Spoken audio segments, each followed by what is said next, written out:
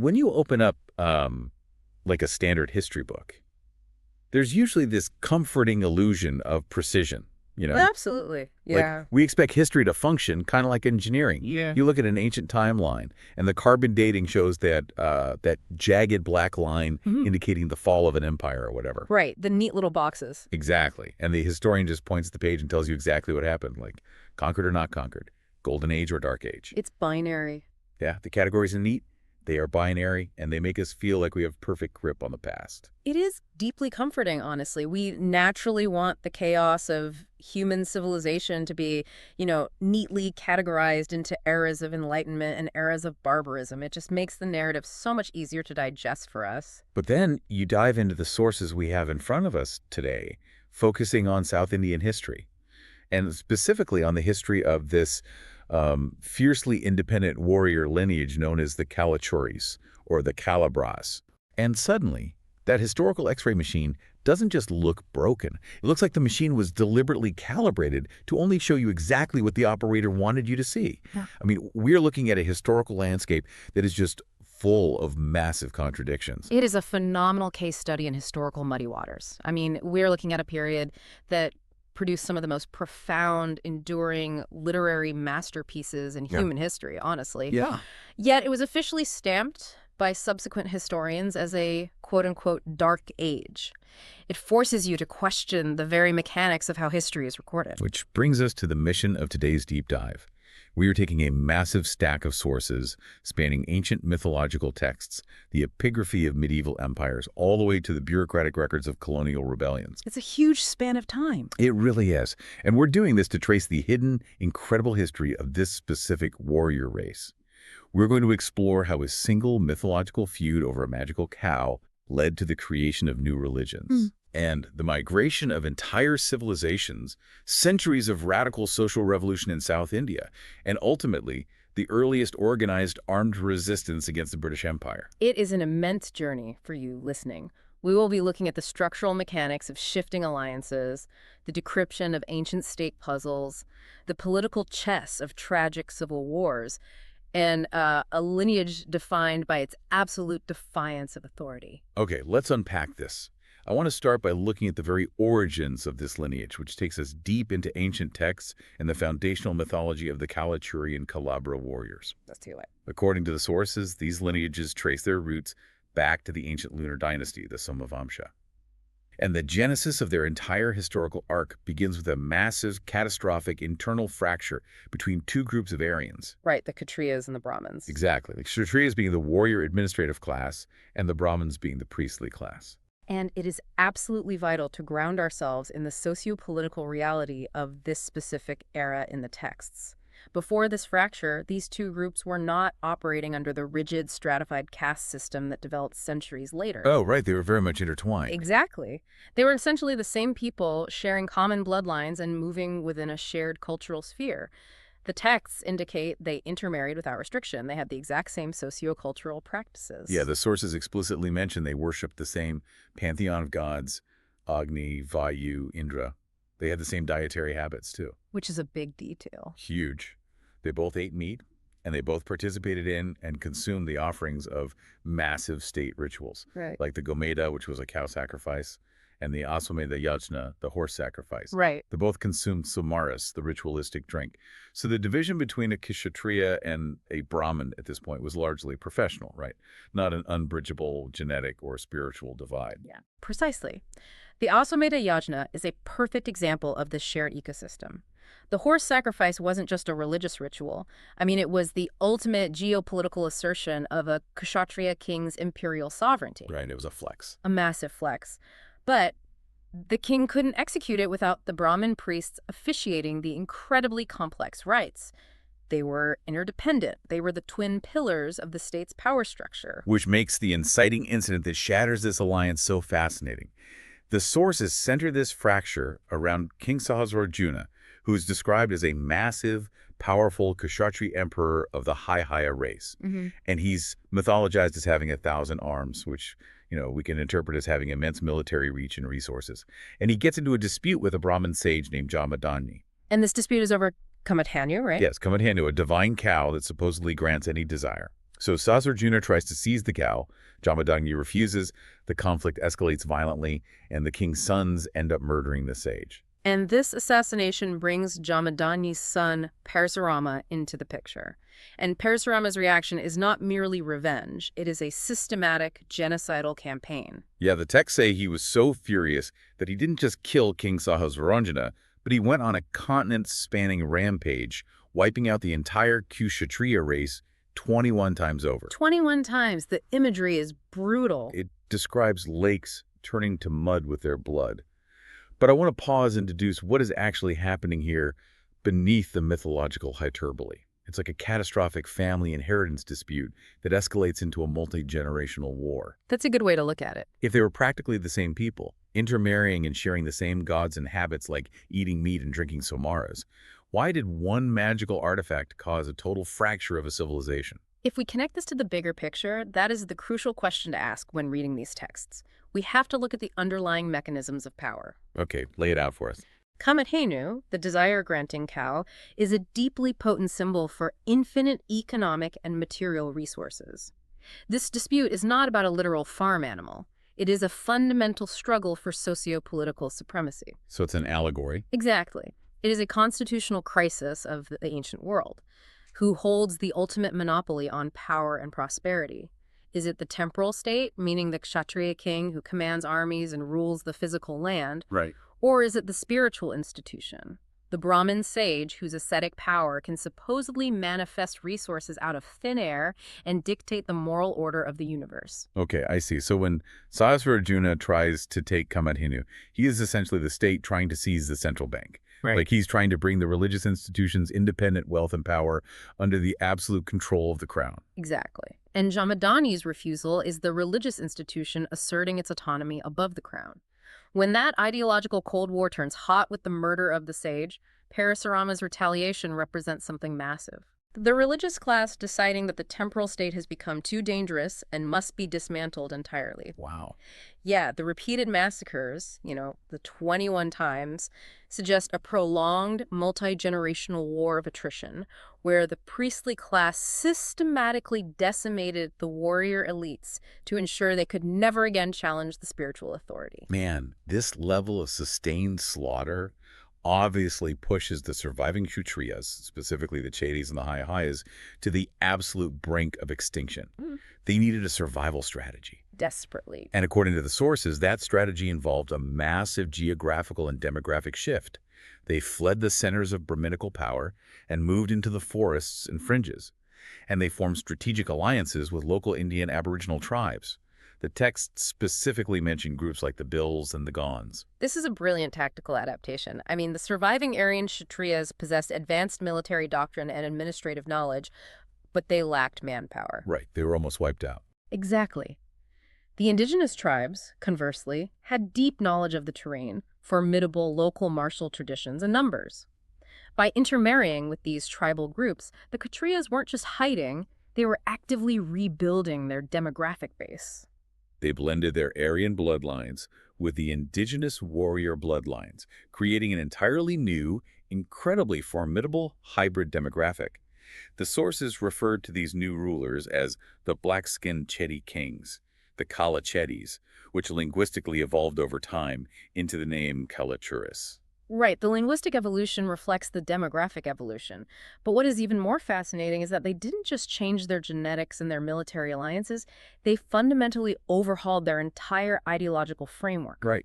They changed their spiritual operating system entirely. Because they were so deeply traumatized by this prolonged war with the Brahmins, they realized they could no longer participate in the Vedic rituals that gave the Brahmins their societal power. You can't support the system that's trying to kill you. Exactly. If you want to strip power from the priests, you have to stop attending the temple. And according to the historical texts we are examining, this rejection was a major catalyst for the birth and patronage of Jainism. It is a profound institutional pivot.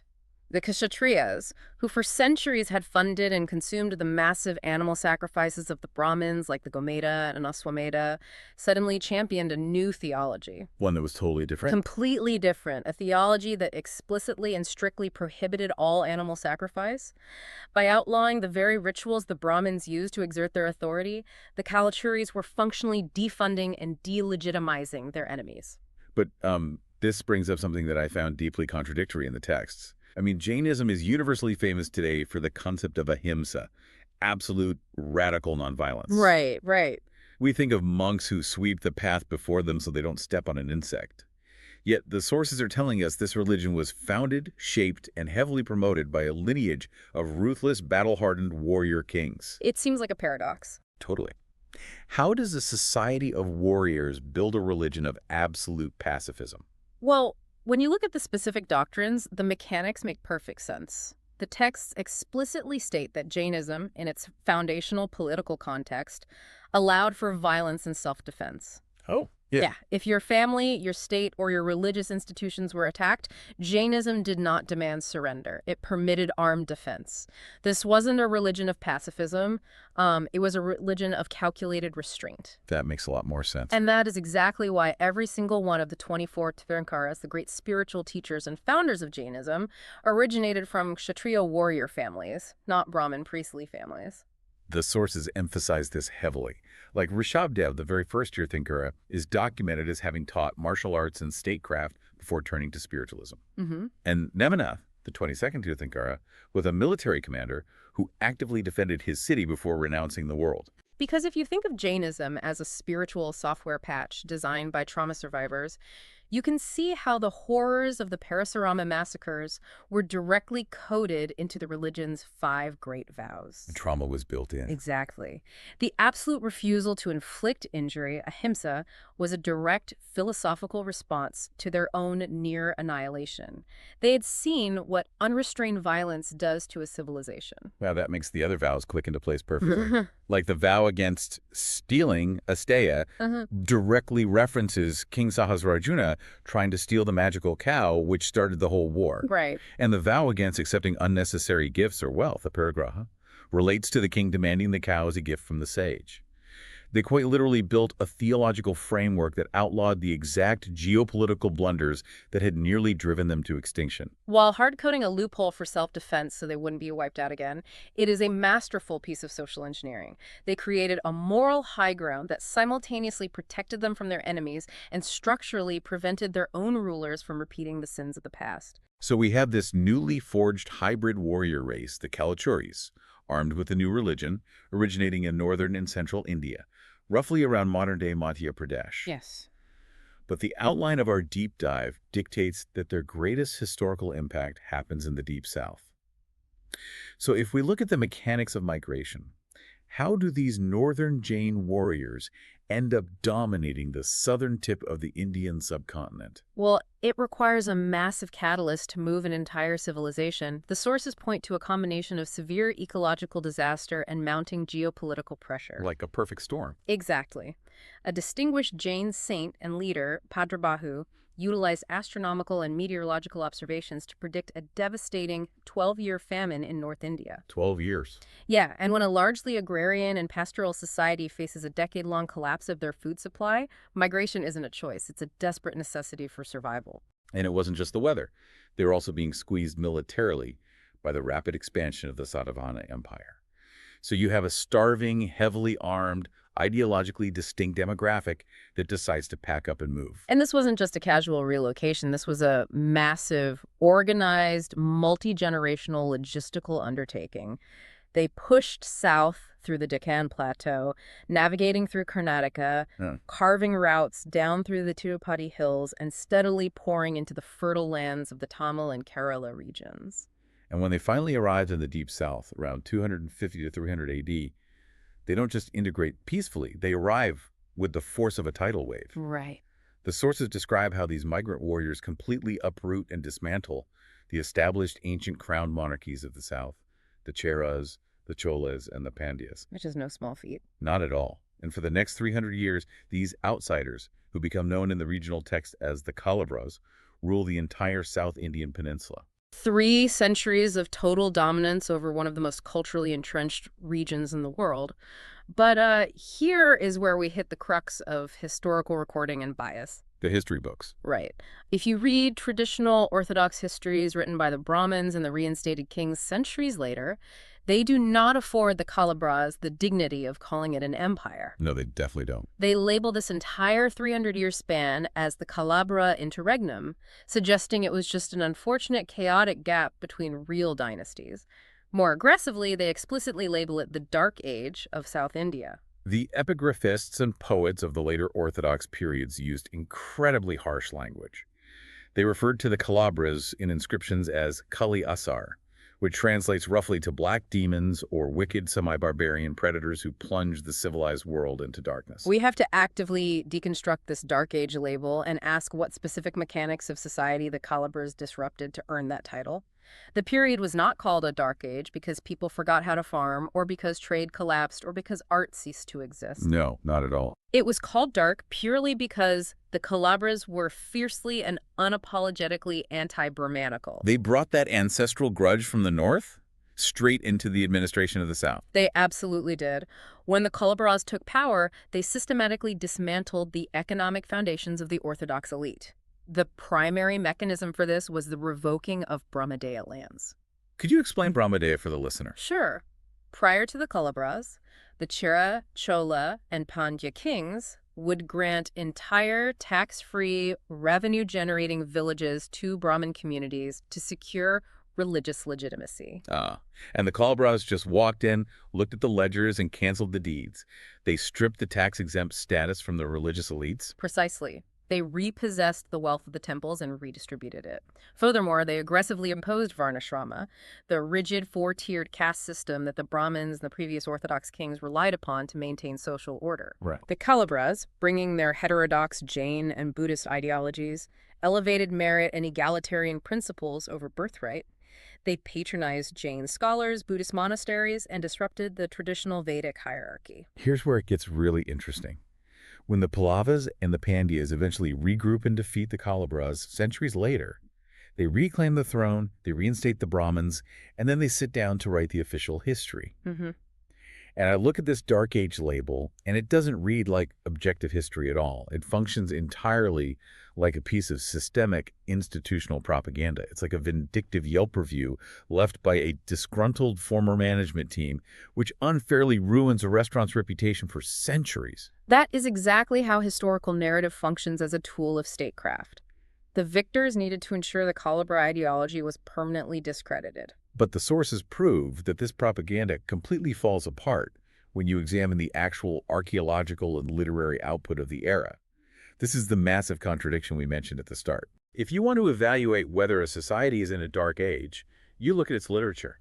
And this supposedly barbaric, demon-ruled era actually produced some of the greatest, most profound, and most independent Tamil literary works in history. This evidence is undeniable. The literary golden age of Tamilakam occurred squarely under Kalabhra patronage. We're talking about absolute masterpieces. The Tirukkural, written by Tiruvalluvar, which is still revered today, is one of the greatest works on ethics and morality ever written. Absolutely. The Silappatikaram, one of the 5 great epics of Tamil literature. The Manimekalai, a brilliant Buddhist epic.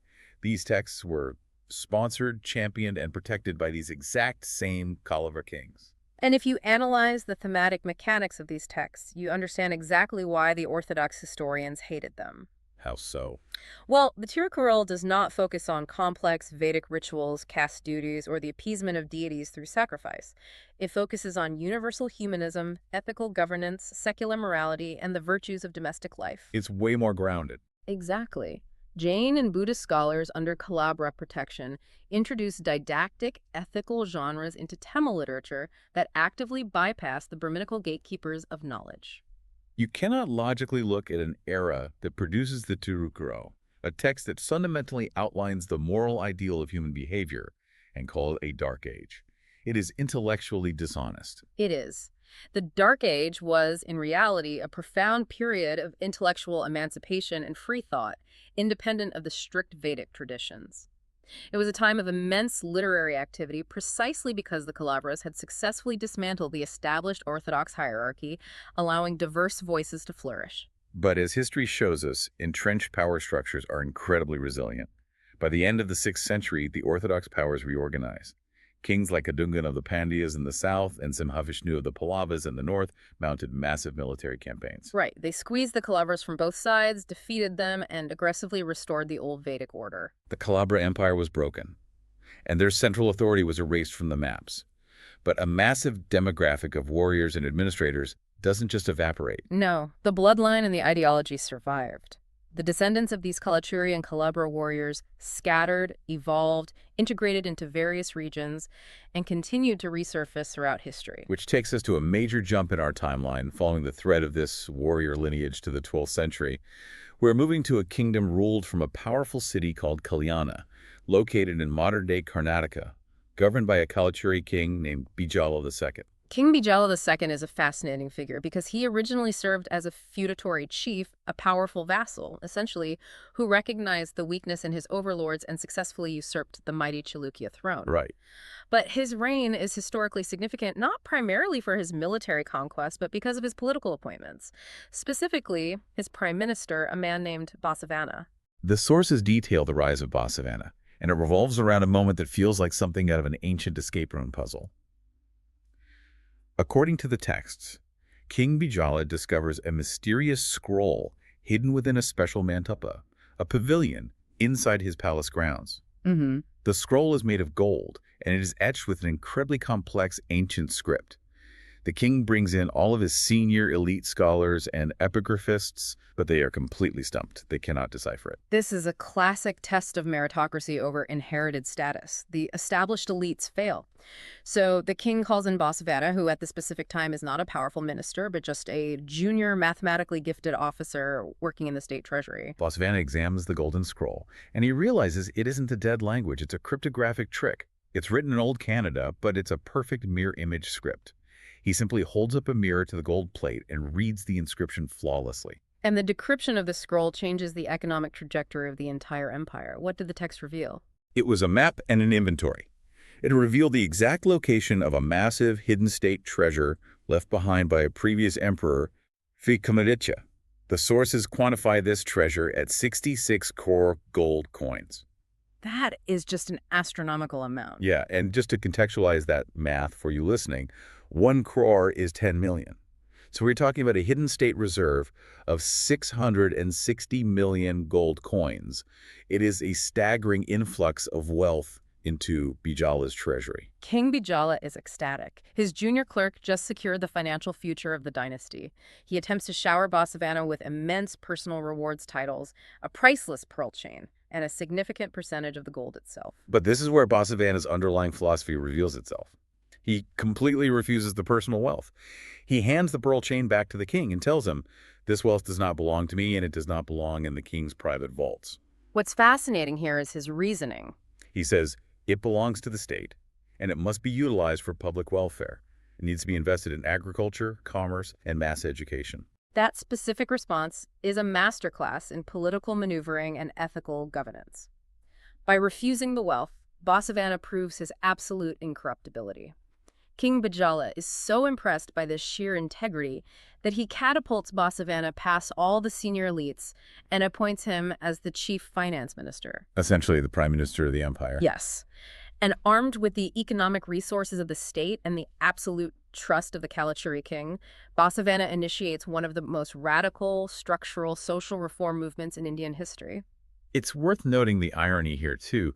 Basavana was actually born into an Orthodox Brahmin family. Right. But he had fundamentally rejected the rigid caste hierarchies and rituals of his birth early on.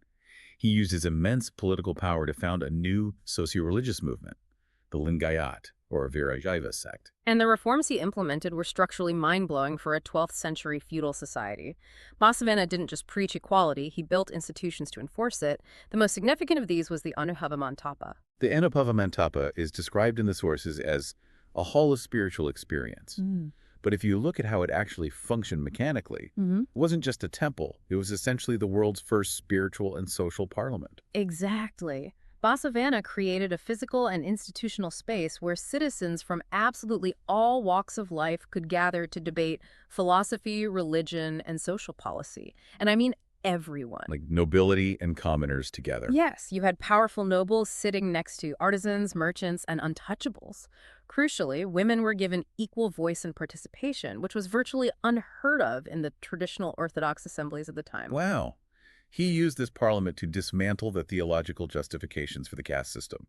He preached that God is entirely formless and dwells equally within every single human being, completely negating the idea that a Brahmin priest is required as an intermediary to the divine, or that an untouchable is inherently polluted. He also revolutionized the economic philosophy of the society by advocating for the absolute dignity of labor. He coined the phrase kayakave kailasa, which translates to work is heaven or work is bliss. This is fascinating because he is essentially saying that manual labor, whether you are a cobbler, a weaver, or a farmer, is just as spiritually pure and socially valuable as sitting in a temple reciting hymns. Right, it's radical egalitarianism. He was acting as a rationalist and an egalitarian socialist hundreds of years before those concepts were formally defined in modern political science. He actively invited untouchables into his own home to share meals, breaking one of the most deeply entrenched taboos of Orthodox society. And we must understand the geopolitical friction this caused. Basavana was dismantling the exact social hierarchy that the traditional elites relied upon for their wealth and status. They must have been furious. Oh, the Orthodox factions within King Bijala's court were watching the very foundations of their world being legislated out of existence by the prime minister. The tension was building to a catastrophic breaking point. And that breaking point finally arrives in 1167 AD, centered around the most dangerous thing you can do in a strictly stratified society: an intercaste marriage. Yeah, a huge flashpoint. According to the text, a historic marriage was arranged in the capital city of Kalyana. The daughter of a Brahmin, a man named Madhuvaya, was to marry the son of an untouchable, a man named Haralaya. Both of these fathers had converted to Basavana's Lingayat faith, which meant they viewed each other as absolute equals. Under the laws of the Anupava Mantapa, this marriage was completely legal and spiritually sanctioned. Basavana himself gave his blessing to the union. But the broader traditional society outside the Lingayat movement absolutely erupted. The Orthodox elites saw this as the ultimate pollution of the social order. The outrage was so coordinated and severe that King Bijala, who had supported Basavana for years, suddenly faced the reality of a massive, violent aristocratic uprising against his throne. King Bijala panicked.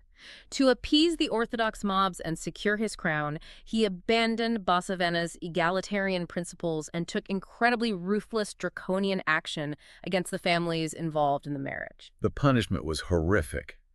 The sources state that Bijala ordered the fathers of the bride and groom, Madhuvaya and Haralaya, to be arrested. Their eyes were violently gouged out, they were tied to the legs of elephants, and they were dragged to death through the streets of Kalyana as a brutal public warning against challenging the caste system. It is a devastating collapse of a utopian vision.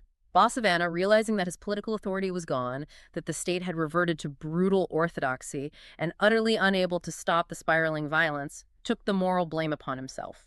So he just left. Yeah, he resigned his post, went into self-imposed exile, and passed away shortly after. The fallout from this betrayal was total apocalyptic chaos. Basavana's followers, the Lingayats, were enraged by the executions and the exile of their leader. Riots tore the capital apart. King Bijala was assassinated shortly after in the ensuing chaos. The whole system just crumbled. Yeah, the Kalachuri Empire in Kalyana, without its visionary prime minister or its king, fractured and essentially collapsed. It is a profound lesson in how fragile progressive social reforms can be when they outpace the tolerance of the established power structures, and when the state uses horrific violence to maintain the status quo. With the Kalyani-Kalachuri Empire broken, the central authority dissolves, and the royal families and their military retainers fracture into rival camps. This leads us directly into the next phase of our sources, moving slightly south to the Nadu region, which is in modern-day Guntur district in Andhra Pradesh. We are still in the 12th century here. Right, but we are looking at the aftermath of the collapse. The Kalachuris turned on themselves, resulting in one of the most devastating brother-against-brother civil wars in Indian history. This conflict is heavily documented in regional epic poetry and is often referred to as the Andhra Kurukshetra, a direct comparison to the great apocalyptic civil war described in the Mahabharata. It was a vicious, intractable conflict between two rival factions of the Kalachuri lineage fighting for control of the fractured territory. On one side of this civil war, you have a leader named Brahma Naidu. And it's fascinating because Brahma Naidu seems to be carrying the ideological torch of Basavana. He is leading the reformist faction. Right. He is actively trying to abolish caste distinctions within his ranks, allowing lower castes into temples, and trying to usher in a new egalitarian society. And opposing him, representing the traditional Orthodox faction, you have Nalagama. But if you analyze the political mechanics of Nalagama's faction, the true strategic mastermind was not Nalagama himself. It was someone else entirely? It was his prime minister, a brilliant, highly pragmatic, and ruthless female statesperson named Nagama. Nagama is an incredible historical figure. She isn't just a generic antagonist, she is a master of asymmetric political warfare. She recognizes that Brahma Naidu's egalitarianism isn't just a nice philosophy, it is a direct threat to the traditional alliances that keep their faction in power. Right. If the caste system falls, the feudal lords lose their cheap labor and social dominance. Exactly. So she sets out to systematically destroy Brahma Naidu's faction without immediately engaging in an open, costly war. She orchestrates the escalation masterfully, starting with a high-stakes proxy battle, a legally binding, heavily rigged cockfight. It sounds absurd to modern ears, honestly. A cockfight deciding the fate of an empire. But in this feudal context, it was a formalized method of dispute resolution, a way to gamble land and titles without raising armies. It was a very real political tool. Nagama rigs the outcome, forcing Brahma Naidu and his entire reformist faction into a humiliating 7-year exile in the forests. But exiling your political rivals rarely solves the problem. It usually just gives them time to radicalize and rebuild their forces, which is exactly what happens. Yeah, they don't just fade away. No. When the 7-year exile legally concludes, Brahma Naidu's faction demands their territory back. They send an envoy, a Kalachuri prince named Elaraja, to formally claim their rightful share of the land from Nalagama. But Nagama has absolutely no intention of handing back half the kingdom to a reformist rival. She decides to bypass diplomacy and execute a decapitation strike. Under her direct orders, Prince Elaraja is secretly poisoned to death during his diplomatic mission. That assassination is the spark that completely ignites the powder keg. The time for proxy wars and political chess is over. Brahma Naidu's faction is enraged. War is formally declared, and the armies mobilize on the banks of the Nagalaru River at Karampudi. The sources zoom in closely on the emotional and psychological core of this impending battle, focusing on a young Kalachuri warrior named Balachandra, who the texts call the Andhra of Himanyu. Balachandra was the son of Brahma Naidu, and his family, knowing the sheer scale and brutality of the war they were about to fight, made a desperate, calculated decision. They knew this civil war was going to be an absolute meat grinder. So what did they do? So they purposely kept Balachandra completely away from combat training. They didn't teach him tactics, they didn't let him wield weapons, and they even actively encouraged him to become an alcoholic, just to keep him distracted, disgraced, and safely off the battlefield. It is a tragic paradox. The greatest warrior lineage is actively trying to weaken its own heir, desperately trying to break the cycle of violence and ensure at least one son survives the coming slaughter. But in these historical epics, you simply cannot outrun the gravitational pull of duty and vengeance. The situation spirals after Prince Elaraja is poisoned. His widow, Parama, prepares to commit sati, the ancient practice of burning herself alive on his funeral pyre. Right. But before she steps into the fire, she turns to the assembled royal knights and issues a devastating challenge. She demands that someone in the court take a sacred oath to bring her the severed head of the treacherous person who murdered her husband, so her soul can have peace. And there is absolute silence in the court, because Brahma Naidu, despite declaring war, had strictly forbidden his knights from making emotional, escalating vows of personal vengeance. He wanted a strategic war, not a vendetta. Exactly. But Balachandra, the untrained, disgraced son, pushes through the crowd and steps forward. In front of the entire assembly, he takes the blood oath. He vows to avenge Elaraja so Parama can die in peace. He essentially forces his own conscription. He binds his honor to a suicide mission. His family is absolutely devastated. They try everything to stop him, to invalidate the oath. But a most striking detail in the text is that on his very wedding night, his new wife realizes the inescapable weight of his Kshatriya duty. Wow. Instead of begging him to stay, she is the one who arms him and sends him off to the battlefield. Balachandra rides into the Battle of Palnadu and fights with legendary, almost supernatural heroism. He fulfills his oath, but he's ultimately surrounded and killed in the mud, attaining Viraswargam, the hero's heaven. It is a profoundly moving, localized tragedy. But if we pull back and look at the macro-political consequences of the Battle of Nadu, the results were objectively catastrophic for the Kalachuri lineage. The war was just a meat grinder, right? It was mutually assured destruction. This civil war was so utterly devastating, the tactics so ruthless, that it effectively wiped out an entire demographic generation of Andhra warriors. Wow. The reformist faction led by Naidu technically emerged victorious, but it was a Pyrrhic victory of the highest order. The cost was absolute ruin. The war fatally weakened the entire Vengi, Chalukya, and Kalachuri power structure in the region. They bled their own military demographic completely dry, fighting over ideology and factionalism. Precisely. And in the ruthless mechanics of geopolitics, a power vacuum never lasts long. Because the Kalachuris had annihilated their own armies, emerging neighboring empires, specifically the Kakatiyas and the Hoysalas, were able to simply sweep in and absorb the territory with minimal resistance. Just walked right in. Yeah, the Battle of Nadu is a perfect, tragic illustration of how ideological inflexibility, internal factionalism, and the inability to compromise can completely destroy even the most formidable ancient warrior lineages from the inside out. So what does this all mean? If we look at the state of the board after Nadu, their centralized empires are broken. Their royal power is shattered. But as we established earlier, a population doesn't just vanish. Right. So if their central authority is gone, what happens to the massive population of warriors, administrators, and their families? Did they integrate into the new victorious empires or form rogue splinter factions? The deep dive sources trace the fascinating demographic evolution of these descendants over the subsequent centuries. Without a central king to bind them, the lineage fragments, they disperse across South India and over generations. They integrate into the local agrarian and administrative fabrics of the new kingdoms, evolving into various distinct, powerful caste groups. And the texts give us specific names for these groups, right? Right. Yes, the texts track them morphing into groups known today as the Mudarajas, the Mutharayars, the Maravars, the Kalars, and the Valalas. To help you, the listener, track the mechanics of this evolution, let's look at one of the most prominent groups to emerge, the Reddys. The sources explain the etymological and sociological journey of this group. It's a great example. The title Reddy actually derives from the ancient word Radi, which meant charioteers.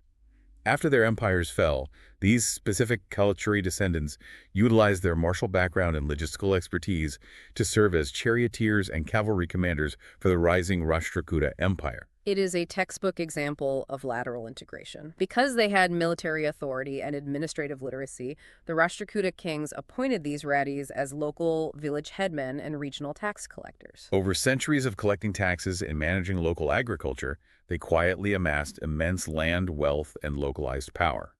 When the subsequent Kakatiya Empire eventually fell to Islamic invasions in the 14th century, these local tax collectors were perfectly positioned to step into the vacuum. They leveraged their wealth and military retainers to form their own independent, highly powerful Reddy dynasty. They went from broken emperors to charioteers to tax collectors and right back to dynasty founders. It is a remarkable story of adaptation and the cyclical nature of power. But the sources also compel us to look at the other side of the coin. Not all factions of this shattered lineage successfully integrated into the settled agrarian hierarchies. There's a much darker divergence in this bloodline. Yes. While branches like the Reddys became powerful landlords and kings, other massive factions of this exact same Kalabhra warrior race were completely marginalized. They didn't settle into villages. No, they retained their ancestral, mobile, martial lifestyle. Over time, as the land was carved up by new empires, these groups were pushed to the absolute fringes of society, becoming completely nomadic. We are talking about highly distinct communities documented in the sources, such as the Tirukkural in modern-day Andhra Pradesh and the Kaikaitis in Maharashtra. And the survival mechanics of these nomadic groups are fascinating. These are people carrying the blood and the cultural memory of kings who once commanded thousand-elephant armies. But without land or state sponsorship, they turn to completely different survival skills. Like what? The texts detail how they became expert foragers and artisans, specifically mastering basket weaving, using bamboo and twigs to create essential grain storage baskets for the settled agrarian villages. They also became deeply associated with fortune-telling, soothsaying, and herbal medicine. They existed in a symbiotic yet highly separate relationship with the settled communities. They had their own distinct internal legal codes, their own conflict resolution mechanics, and they worshiped their own specific martial deities, such as the goddess Rani. And this distinct mobile lifestyle was perfectly sustainable until a completely alien legal and administrative system arrived on the subcontinent. The British colonial administration. Exactly. And I have to ask about the legal mechanics of what happens next, because it's deeply jarring to read in the sources. How does a lineage that once ruled the entire southern peninsula get legally, officially classified by a government as a criminal demographic? Because the British specifically targeted these tribes, the Tirukkural and the Kaikadis, and branded them as criminal tribes, simply for being nomadic. It was a catastrophic collision between an indigenous, mobile way of life and the bureaucratic demands of a modern colonial empire. To understand how this happened, you have to look at what the British East India Company and later the British Crown actually needed from India. What did they need? They needed absolute, predictable control over revenue. They needed the entire population settled into neat, mapped, taxable agrarian grids. You can't tax a population that moves every 3 weeks. Exactly. Nomadic groups were an administrative nightmare for the British. Furthermore, the British legal system fundamentally misunderstood indigenous sovereignty.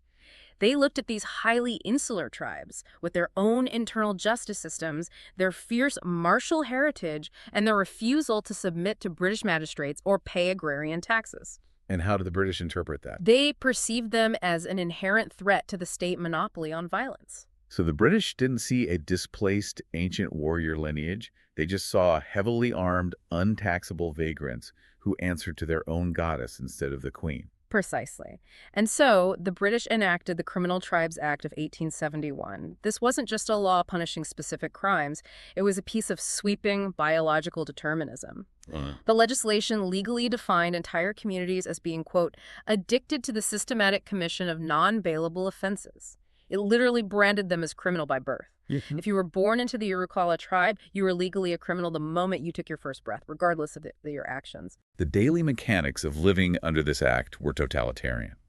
The sources show that members of these tribes had to register with the local police. They had to carry passes if they wanted to leave their designated settlements.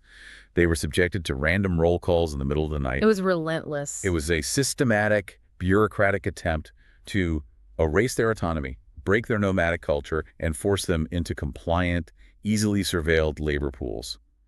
It is the tragic, bureaucratic erasure of an ancient martial legacy, twisting it into a genetic criminal pathology. It is one of the darkest chapters of colonial administrative violence. But the British attempt to subjugate this lineage was not met with passive submission across the board. The marginalization of the nomadic branches is only one half of the colonial story. Which brings us perfectly into the final historical phase of our deep dive. Because while the nomadic branches were being targeted by legislation in the 19th century, other settled descendants of these ancient Kalabhra warriors had already mounted some of the very first, fiercest, and most organized armed resistance movements against the creeping expansion of the British East India Company. We are shifting our focus slightly south, Tamil Nadu, in the late 17th and 18th centuries. We are looking at a localized political system operated by the Palayakars, or as the British anglicized the term, the Palagars. Let's break down the mechanics of the Palayakar system. When the great empires of the south fragmented, the subsequent Nayak rulers instituted a decentralized feudal system. The Palayakars were independent military chieftains. Right. They were granted a palayam, which was a fortified territory. In exchange, they were expected to collect taxes, maintain a standing army, and provide troops to the Nayak king when called upon. But in reality, on a day-to-day basis, they operated as completely autonomous warlords. They were the undisputed localized power. And the geopolitical landscape of these palayams was divided into two main blocks. You had the Eastern Bloc, which was primarily commanded by Telugu-speaking Nayaks, most famously led by Pandya Karaboman. And you had the Western Bloc, which was commanded by the Maravas, led by a brilliant chieftain named Pallava. And the historical texts and genealogical records explicitly link these Maravas as the direct, unbroken descendants of the ancient Kalabhra warrior lines we have been tracking for the past hour. Bloodline of the Dark Age kings, still holding fortified territory in the 18th century. So what is the catalyst that forces these autonomous warlords into a direct, violent collision with the British war machine? The catalyst is a fundamental shift in colonial fiscal policy, engineered through a piece of paper. The Carnatic Treaty of 1792. Oh, taxes. Always. Prior to this treaty, the Palyakars paid their tribute to the local Nawab of Arcot, a traditional indigenous ruler. It was a system they understood and, to an extent, respected. But the Nawab was heavily in debt to the British East India Company. Exactly. So, through the Treaty of 1792, the British essentially foreclosed on the Nawab's territory. The British East India Company bypassed the Nawab entirely and claimed the direct legal right to collect taxes, known as kist, straight from these independent palayams. And the British sent their tax collectors, backed by company troops, to the forts of these Morava chieftains, expecting them to hand over their wealth to a foreign corporation. And the Palyakars, carrying thousands of years of defiant DNA, looked at the British magistrates and said, absolutely not. They refused point blank. And it is crucial to analyze the mechanics of this refusal. This was not a simple grievance over a high tax bracket or an unfair tariff. This was a fundamental existential clash of sovereignty. When Katabalman and Pelathavan refused to pay tribute, they were explicitly stating that the British East India Company had no moral, legal, or historical authority over their lands. They were asserting indigenous independence. The British demanded subjugation, but the Palyakars declared war. And this resistance was highly organized. Pulathivan, drawing on that ancestral military doctrine, was a master of defensive terrain warfare. He successfully united several regional Palyakars, formed alliances with neighboring kingdoms, and inflicted severe, repeated defeats on the British and Nawab coalition forces in the 1750s and 60s. They initiated some of the earliest, most ferocious armed revolts against British rule in the entirety of South India. Yeah. This wasn't a minor skirmish. This was a sustained, bloody conflict for autonomy that happened nearly a full century before the famous Indian Mutiny of 1857, which is traditionally taught as the quote-unquote First War of Independence. Right. The British eventually won through overwhelming artillery and brutal sieges, hanging the Palyakar leaders, but the resistance was legendary. This raises an important question, which is the very thread that ties this entire deep dive together. If you look at the macro-historical behavior of this specific lineage, the continuity is staggering. The refusal to bow down is completely unbroken across millennia. It truly is. Consider the arc we have traced. Whether they were ancient Kshatriyas fighting a genocidal war against Brahminical orthodoxy to protect their sovereignty, or Kalabhras pushing back against the rival medieval empires of the Cholas and Pandyas to dismantle the caste system. Or Prime Minister Bastavana leveraging state wealth to shatter the social hierarchy from the inside out. Or the Tirukkural nomads refusing to assimilate into British agrarian grids. Exactly. Or these Palayakar chieftains standing on their fort walls, firing cannons at the modern British war machine.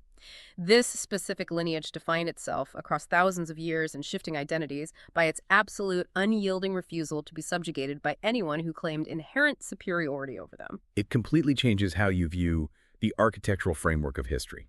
Let's pull all of this together because it has been a breathtaking journey through the sources. We started with a mythological feud over Kamadanu, an ancient economic monopoly, which fractured the Aryan race and drove the traumatized survivors to invent the pacifist yet defensive philosophy of Jainism. We followed their massive famine-driven migration to the Deep South, where they dismantled the orthodox hierarchies and ushered in a misunderstood Dark Age that actually produced an unparalleled golden age of ethical literature. We examine the decryption of ancient state wealth in Kalyana, the radical utopian social reforms of the Anupava Mantapa, and the horrific, bloody backlash that collapsed an empire. We dissected the tragic, localized meat grinder of the Nadu Civil War, showing how factionalism destroys a demographic from within.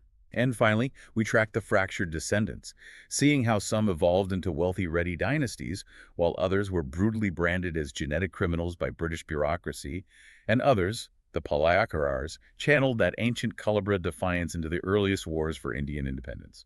It is a narrative that forces us to constantly reevaluate who gets to define civilization and who gets defined as a barbarian. Which brings me to a final lingering thought I want to leave you, the listener, to ponder long after this deep dive ends. Let's hear it. We spent significant time analyzing how the Kalabhra era was officially labeled a dark age by the Orthodox historians who eventually defeated them.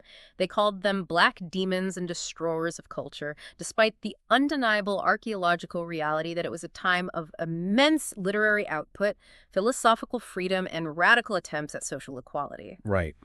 If we accept the premise that the victors write the history books to legitimize their own power, I want you to consider the broader implications for world history.